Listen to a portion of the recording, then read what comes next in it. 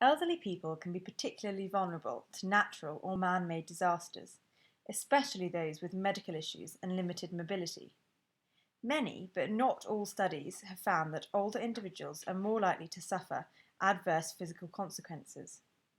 Suggestions have been proposed to address the potential needs of older individuals, such as developing disaster plans, creating new methods for identifying, tracking and following elderly individuals, and making special arrangements to provide disaster-related aid.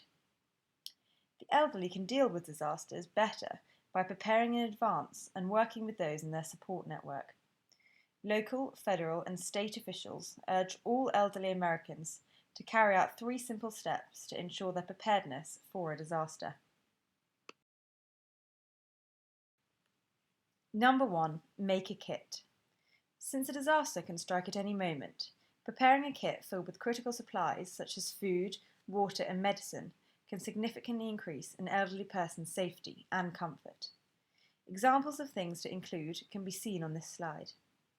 The supplies should be stored in an easy-to-carry container, such as a backpack, and there should be enough to last for at least 3 days.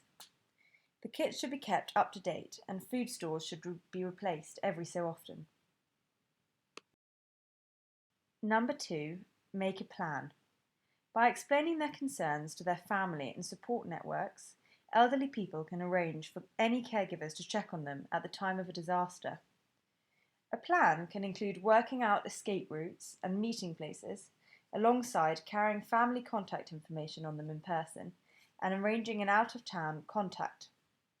Reviewing and practicing the plan regularly can help to make the process more familiar and increase the chances of being able to carry it out successfully in the case of an emergency.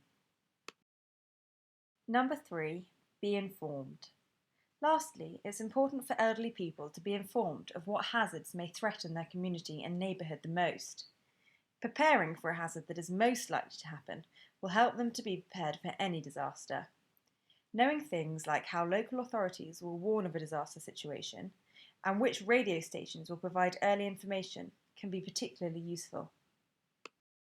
Here are some examples of useful websites to use.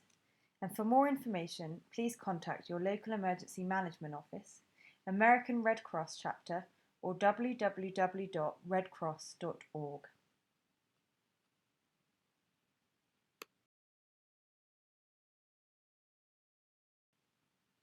Thank you for listening.